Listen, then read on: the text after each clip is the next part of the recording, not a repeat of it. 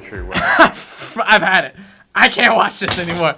I came into this thinking I was gonna see Matt Reisinger too. Welcome to another Meet Kevin reaction video. In today's video, we are actually going to watch a video from somebody I highly respect. When I was a licensed contractor and did licensed contracting regularly, this was the channel on YouTube I worshipped. I would watch every single video that posted. Well, today, this pro has turned noob. And in today's reaction video, I'm going to walk you through the noob mistakes that unfortunately Matt Reisinger from The Build Show makes on a rental property that he buys and says he's going to do a rental renovation on. Here's what we're gonna do. We're going to go through the video, react to it, but while we go through and react to it, I'm going to come up with my own California budget for this Austin, Texas house. Let's learn some lessons about real estate here. And remember, if you want to learn more lessons about real estate, you have tons of options to do so in the real estate investing course linked below, or the in-person events linked below. I'll actually be in Austin on September 14th. And remember to use coupon code 10X 2020 for either the real estate investing course online, the sales course online, or the 10X event in February. as a builder and remodeling contractor, I loathe those TV shows that set false expectations for the general public. You know, after watching some of those shows, you'd think you could remodel your kitchen for 15 grand and do it in 2 weeks. The Build Show most of the time is on my... When I remodel a kitchen, I remodel a kitchen in 2 weeks, and usually for way less than $15,000. So not quite sure where we're going here, Matt, but let's see what's going on here. My projects that are $2 to $5 million houses and remodels. But on this series of build shows, we're gonna be remodeling this 1970s house, and we're gonna do it on a middle-class American budget. I'm gonna show you the actual cost that it takes, and we're gonna show you the right way to do it, not just the lipstick like they show you on TV. We're gonna call this series The Real Remodels. Let's get going. I'm excited. Here's the situation: 1970s house that's seen some pretty serious neglect over the last 20 or 30 years. First things first is I always throw in window cleaning and screen repair. Just cleaning the windows, the tracks, and doing all of the screens. I'm gonna put in, it's gonna be pricey, but I'm gonna drop 500 bucks into this one. Now I'm also going to throw in pressure washing the outside because it definitely needs it. And then the odds are we're going to end up painting the exterior, and I'll wanna do some landscaping in front. So I'll probably do a mix of some mulch and some sod up front here. Looks like we're gonna need a new garage door already. I could see that. Look at that warping there on the left. So garage door is gonna cost me installed usually about 1,100 bucks. Landscaping in the front, let's go ahead and say 2,500 bucks. Painting the exterior, I could probably get that outside painted for 6 grand. Probably even less. It's in bad shape. Now we're on my street. In fact, I live right around the corner from here, and this is a property that I actually... Oh, gotta throw in a mailbox real quick. So we're talking a budget here that's actually my bank account. So I'm gonna be making those hard decisions on where to spend money and where to pull back. What I'm looking at here is a solid, probably honestly, 3 days of one person, a good carpenter, going around and just replacing all of the rotten boards and siding out here. So let's go ahead and throw that into the budget. 500 bucks a day for a guy, and 3 days, 1,500 bucks. Let's go ahead and throw in maybe 1,000 bucks in material. That'd put us around $2,500. Let's go ahead and call wood repair. I'm just gonna double this to be conservative for the siding and all the rot or termite damage, whatever they got. Let's just call wood repair and rot 5 grand. By the way, analyzing deals like this is pretty much what I do twice a week in our private live streams in the real estate investing course. It's so cheap for what you get, and people love this kind of insight. Hopefully you like this as well on the public YouTube. Maybe we'll do some more of these videos. We'll stalk Matt Reisinger some more. And remember, you can always send me videos to react to. Now this house is gonna be a rental house. I'm not actually gonna live here. I'm gonna use this as a VRBO. Now the garage door, I'm not sure what happened here, but it's not functional at this moment. Inside, the cords are down, and it looks like, oh, that's gonna be 1,500, 2,000 bucks out of the budget right away. little home center special gutter. I bet the homeowner. Matt, $1,500 to $2,000, that's a little bit of a noob mistake. In my opinion, that means you're throwing in a windowed garage door again. You don't need that for a rental. Remember, what creates value in a rental is only what increases the rent value. It's always important to clarify. We're not making a quality sacrifice. We're making a product sacrifice. No windows. I spend less money. Still gonna do quality install on this garage door, but I don't need windows. What I will throw down though now is gutters around the entire house. We don't really do gutters in California because it doesn't rain much out here, but let's just go ahead and call it $3,000 on the budget. So that means so far, well, it's not that bad. We're at a budget of $18,525. We do have backyard landscaping to do, so let's go ahead and do that too. Backyard landscaping. Let's just throw in $3,000 for the backyard as well. Fence is in bad shape, but check out this potting shed. This is pretty ugly back here.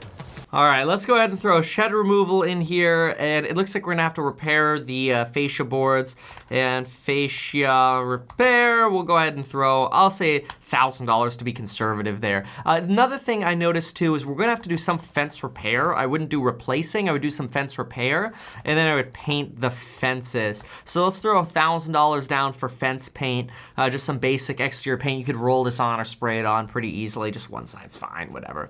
And then the fence repair, let's just bump our lumber budget of $1,000 for the person who's doing the wood repair and rot to throw in some fencing repair while they're out there. That could be another day and a half plus some materials. Oh man, look at that old equipment. That looks really old. I've never seen one that small before. I'm not sure how old this one is, but it's looking like it's at least 25 years or so. That's looking like that might be a replacement. No, what are you talking about, Matt? Wait, no. Who cares if it looks like it needs to be replaced? Operate it.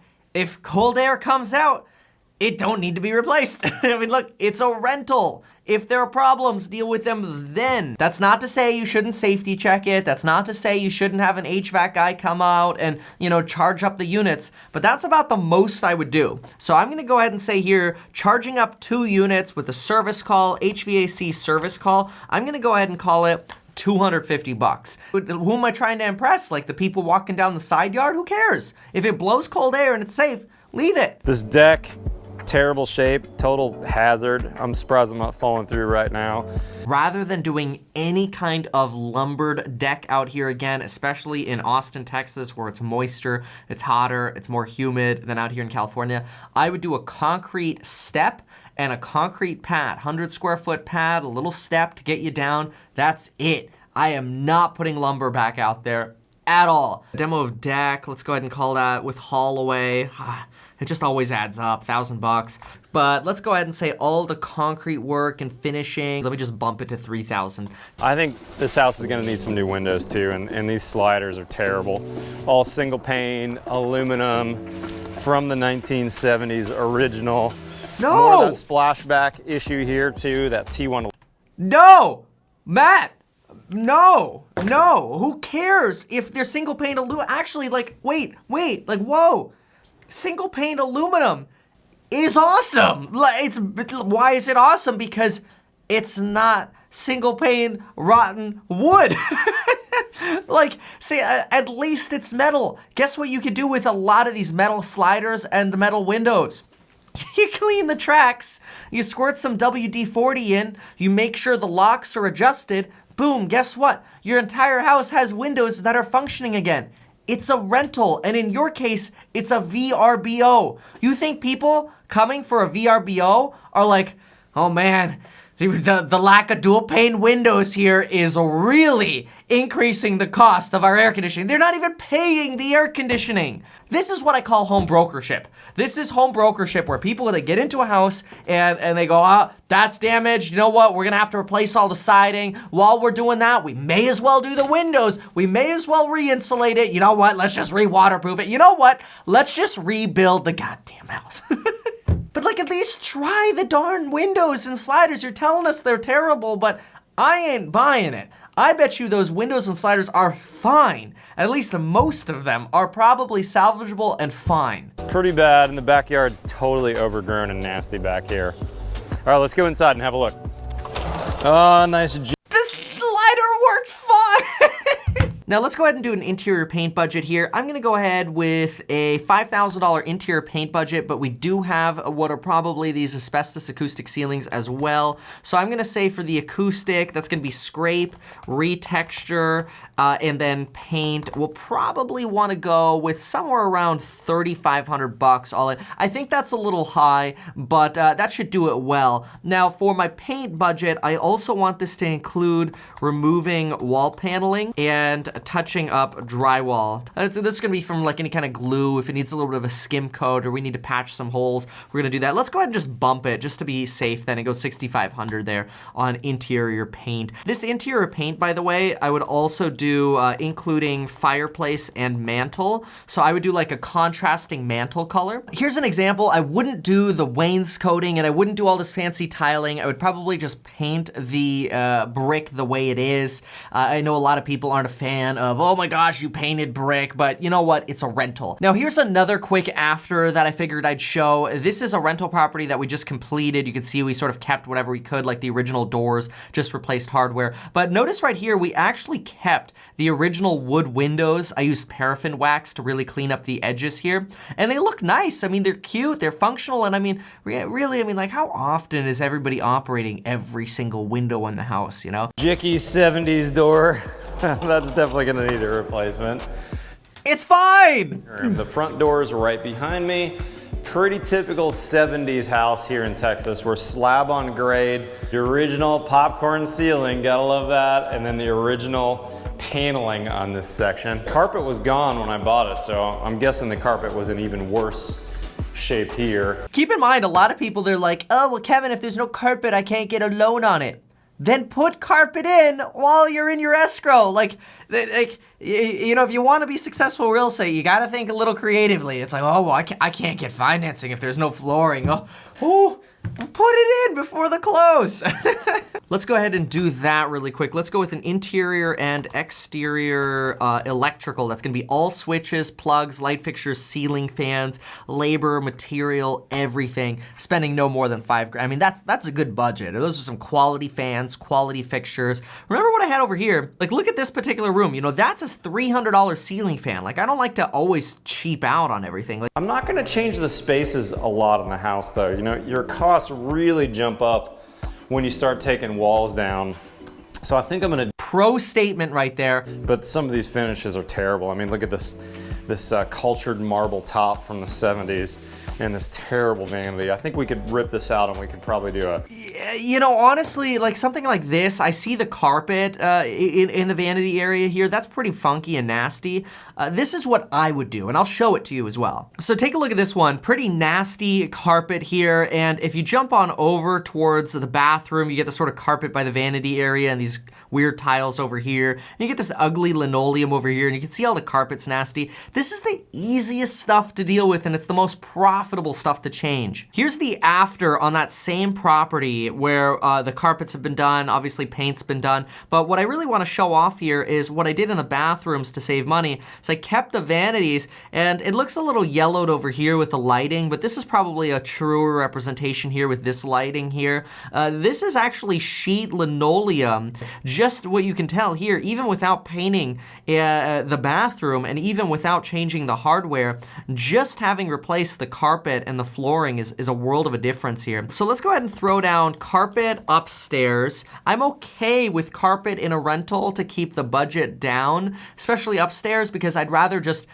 spend a little less, invest the rest of the money, and then if I have to replace it in 7 years, no problem, that's fine. It's cheap enough. So carpet upstairs in this square footage is probably gonna run me about $2,500 for a medium. That's gonna kind of look like this, a medium grade carpet. And then I'm gonna do linoleum, probably in all the bathrooms, unless I'm reflooring the downstairs, which I might do. So let's just call it linoleum upstairs and refloor downstairs, and I'll go with a luxury vinyl plank, which kind of looks like what's down here. Somewhat similar, this kind of plank flooring. You could go with a wood floor that looks like this. So I'll go ahead and say $1,500 for linoleum, and reflooring the downstairs with new baseboards downstairs, I'll probably run about $8,000. Probably will keep the layout, and this would be kind of a fun project to turn this into a zero threshold shower and show you how to do that. So I think we'll probably do Why?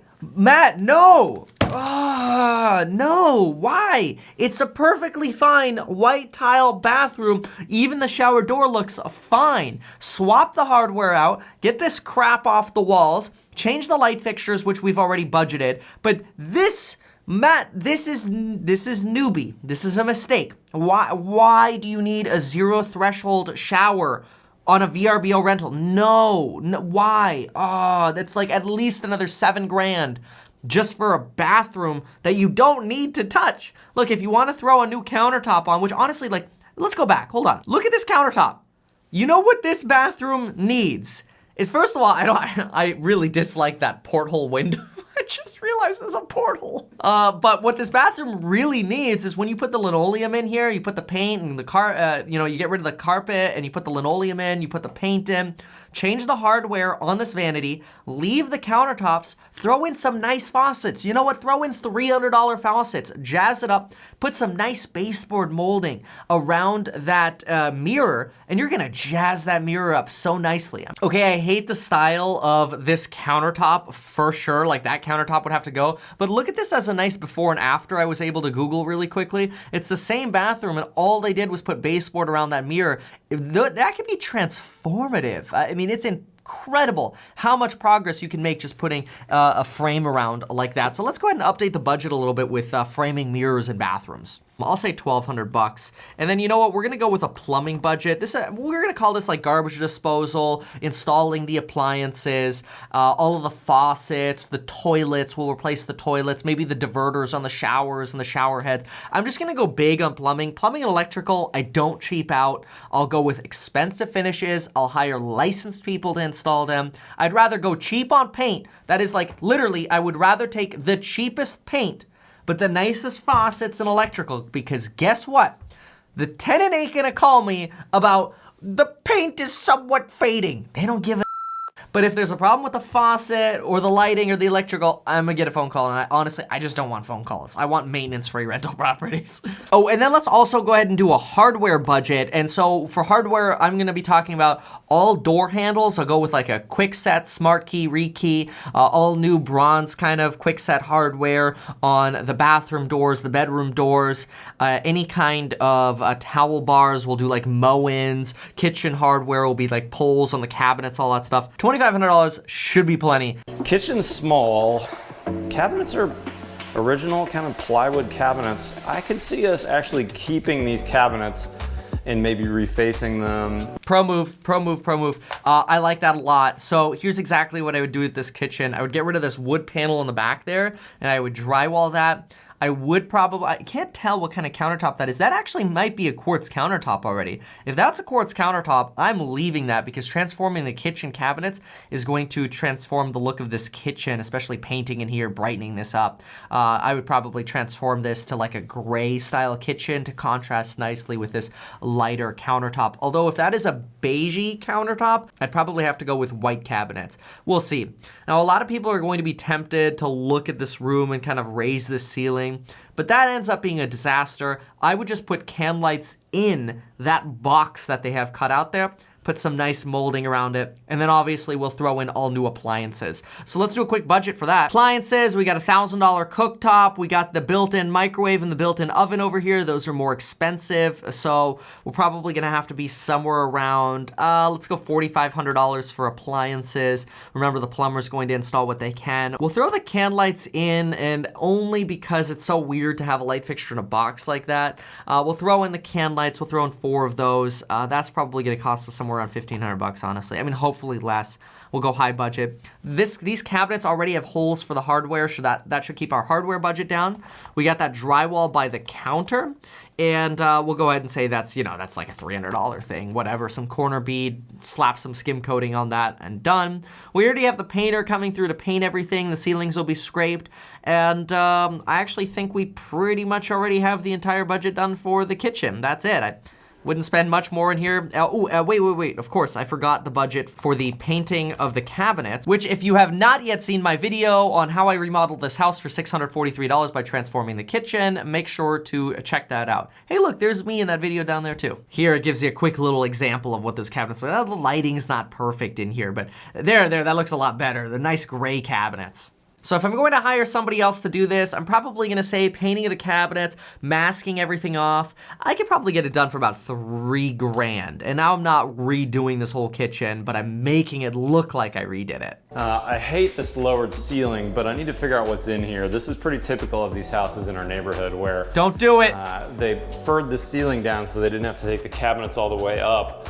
But the 7 foot in here, oh man, that's tight.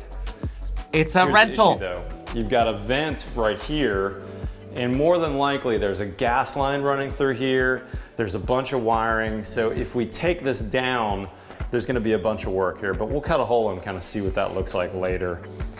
Don't even open up Pandora's box, man. Don't go that way. No. Nasty mold growth. And boy, does Love it, it. you can't tell on camera, but it stinks in this house. Not good. You actually see that that sort of circling of the black here. That can sometimes be a telltale sign of toxic black mold. So not good. Even me filming in that room, I'd probably be opening the garage door or something just to ventilate. Let's put a budget in for mildew removal. We'll call it mildew removal. That's gonna be probably $1,000, and then that repair of drywall and framing by mildew. We'll go ahead and say, it shouldn't be that much, $750. Slap that back together. It's a garage. This could be original to the house, or it might have. No. That is a good looking furnace. This is a wedge style deal. This is what I teach in the real estate investing course. When you get something like this that looks like a 90s, mid 90s furnace, adjacent to mold and nasty carpet and nasty paint, that is money. I like that. Perfect. I mean, that is like opening the door to free money. So I obviously couldn't see any kind of mildew, but if there is mildew, we're definitely gonna wanna have to do some repair on that. So let's go ahead and throw in some budget for mildew solution by HVAC. One of the things I love about this 1970s house is that really no work's been done to it, which is a good thing for me as a contractor. I don't want to pay for someone's terrible lipstick upgrades that they've done and then have to rip them out later because they weren't. That is such a pro statement. I absolutely cannot stand buying houses, and I refuse to, where somebody's done some crappy handyman work and it's shoddy. I don't stand for shoddy work. I might try to get inexpensive work or inexpensive, I try to save where I can, but shoddy work, kiss of death. Don't even touch it. That's the worst house you could buy. The house that looks good, but it's actually crap. Brilliant, Matt. Look at this carpet. Man, this is disgusting. Now, I think he's exaggerating a little bit about the carpet. Nobody cares about the carpet, at least investors don't, but that window is a problem. This project's getting expensive. I'm starting to think Matt may have overpaid for this deal because this is really adding up in my opinion. I don't like to go above a $50,000 remodel, but this place needs a lot of dough. And I mean, I'm cutting wherever I can here. So we're gonna have to do a new window upstairs. It's probably gonna cost us $700 framed in and everything. It's adding up. Well, first of all, I never told you how much I paid for it. I paid pretty much market price. Austin, Texas, the market is bumping here. I paid $445 for this house. I might have gotten it for less, but I had a great relationship with this homeowner. Very, very nice woman that I knew for years. And for I think that was a newbie mistake. I mean, look, nice woman, great, but honestly, you bailed her out. I'm already at an $80,000 budget. I haven't seen the upstairs bathrooms, and I haven't put my reserve in, and I looked at this neighborhood, and it's hard to see comps in Texas because people don't report their sales prices. It's like they're hiding from the tax assessor. That happens in some states. But I saw a comp that was like 2,200 square feet or something like that. I don't want to pull it up now. I don't want to give away the address here, but I'm pretty sure it sold for like $525,000. And I look at that and I go, wait a minute. If I'm at an $80,000 budget and I'm not even through the house yet, you spent $445,000 on this, plus the holding costs, because you're gonna be renovating this place for probably 6 months. I would renovate this place in 6 weeks. So the holding costs of 6 weeks are probably gonna cost me somewhere around $6,000, $6,300. Then we're gonna have loan and acquisition costs. It's probably gonna be about $5,000. And then you have your fix up of about $80,000. So look at this, look at it. Matt is into this deal for $536,000. If the comps in this neighborhood are selling for $525,000, Matt got tagged. And that's with my budget. If Matt spends $1 more, and the comps are $536,000 for a basically remodeled house, Matt's getting tagged. Now, if the comps I saw, because again, I only had access to one comp out of like 10 that had sold because I can't see the sales data, I'm not licensed there. If the comps in the neighborhood are say $600,000 for these houses, and let's say I had to spend $100,000 fixing it up, in that case, Matt would be all in with my budget for about $556,000. He'd be getting a $600,000 property, which is the equivalent of roughly a $44,000 wedge deal. In my opinion, the amount of a wedge that you get, that is the amount of equity profit you get, should be greater than the money you're spending on the project. It's just, to spend $100,000 and make $46,000 in equity, like not even flipping it, right? Just in equity. It's too tight. Like, this is the kind of deal that I would have said to my course members, you need to get this place for $400,000. And honestly, flippers probably wouldn't have paid for more than $350,000 for this. So I don't know, Matt. I think that was a noob mistake. Should have talked to your realtor. Me first.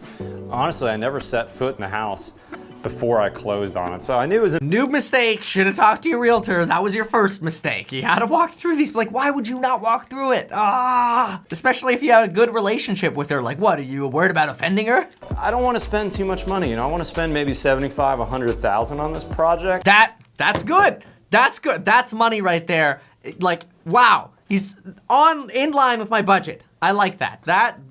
Now I'm impressed. That's good. But my next step is to get an interior designer to help me with the inside and what to do with that. And either an interior designer or an architect to help me with the outside and try and figure out. Whoa. Wait a minute. Interior designer and architect? Why? Like, look, I'm not trying to talk down the benefits of an interior designer or an architect, but there's one thing that comes with an interior designer and architect on a rental. You spending way more than you think you're gonna be spending. Figure out what to do, because I want to update the house, get rid of some of these 70s looking features, but also make it cool. Wait. He just said also make it cool. Why do you need to make it cool? It's a rental. Yeah, that could be. I mean, it is a YouTube show, right? Oh, look what I did. I love Matt, okay? I don't know. Maybe that's just jaded. I don't want to say anything bad. I really like the guy. I want to introduce you to the architect that I've hired into the project, Kit Johnson. Kit, good to see you, brother. Thank you for coming to join me today. And so here's what we did when we first got together. I presented kind of the program, the budget, what I was generally thinking about doing to the house. And then Kit went home and spent how much time on several hours. And then we met back again a week or so, maybe 2 weeks later, and Kit presented this sketch to me.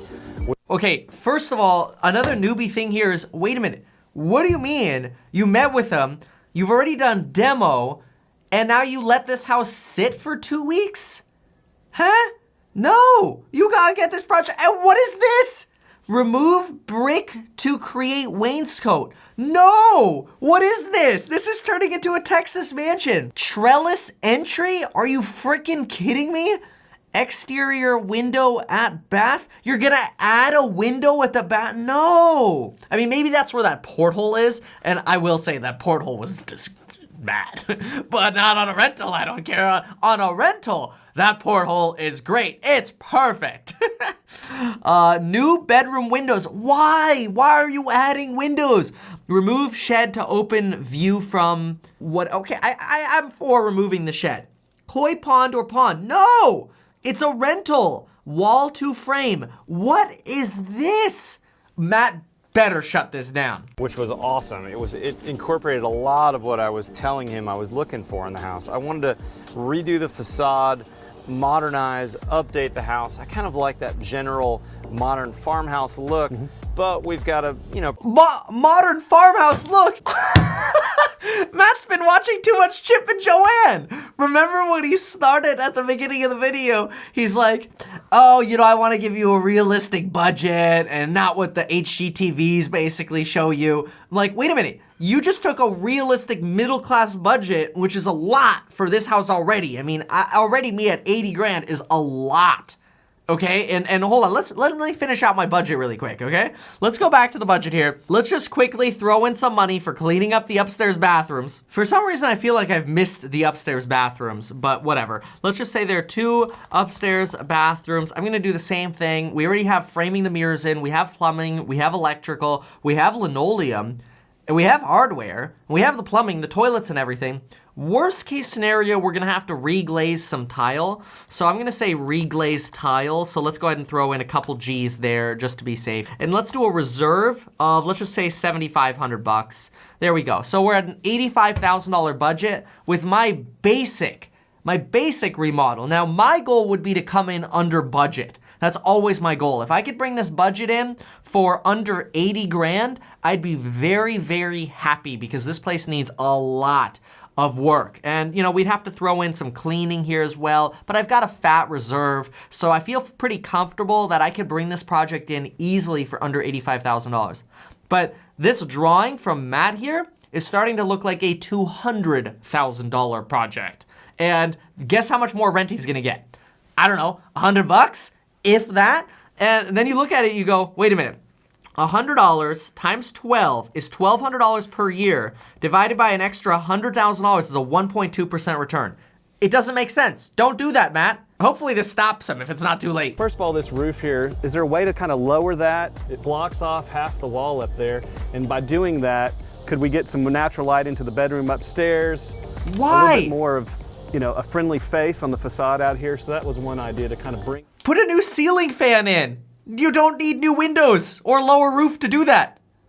And then also work over here where you've got this, that's kind of this chamfered off corner here that at the entry, which weird. Maybe in the 70s might have been cool, not cool now. So kind of square. It's fine. Again, just kind of the way you see the house when you're coming from the east. And so is there an opportunity there to bring a little bit more attention there, kind of anchor that corner? And so the idea was to, oh my gosh, this is how people stay broke. Like, you know, you have this older style, you know, when you approach from the east side, you want to really feel like you're impressing all your friends and neighbors and like the paper boy. No, this is home brokership 101. How to stay broke by owning single family real estate. on the windows, you know, pop the roof up a little bit and make that eye-catching right there on that corner. So you have that corner element, and then you come over here and the entry's doing something a little bit more. But overall, the whole facade's much more inviting, and there's a lot more. This went from budget remodel to budget disaster. It's coming out that's gonna get your attention more than this laid back, again, quiet 1970s. But tired. Yeah, very tired. And look, I'm not trying to look, if you want your dream home, you go to an architect, you go to an interior designer. You know what, Kit's probably your guy. Matt can remodel it for you. I'm sure they're wonderful people. But my reaction, remember, is in the scope of this is a rental property. Worse, it's a VRBO that you are renting out at a discount to your church missionaries that are coming. And you're talking about putting in a trellis and a koi pond and redesigning the architecture of the front and popping out the roof and having a flat roof over here instead of a pitched roof. No, I don't know if I can handle this much longer. Yeah, and you know, Kit, it's funny. Been a contractor for 25 years. I worked with a lot of clients from initial stages who said, I only want to spend X dollars, and invariably the budget goes up as they realize what they can get for their money, what possibilities there are for the house. And you know what? No, that's the problem. That's the problem is clients are like, here's my budget, but then it's like, but you could do this, but you could do this, but you could do this. And then usually, here's the MO, okay? Usually it's like, okay, client, you want to spend $85,000. How about we do this $250,000 remodel? And then the client goes, wow, that's really beautiful, but I want to cut the budget down. Okay, we'll cut it down to $175,000. You still just spent $90,000 more than you should have. Over improving this house, your equity is going down the drain. Like, you put this 100 grand in, maybe you're getting 10 cents on the dollar on this extra 100 grand. The more I look at the tired house, the tired floor plan, and frankly, how cool it's going to be. Maybe I would even move in here for a few years as my kids get older. I don't know.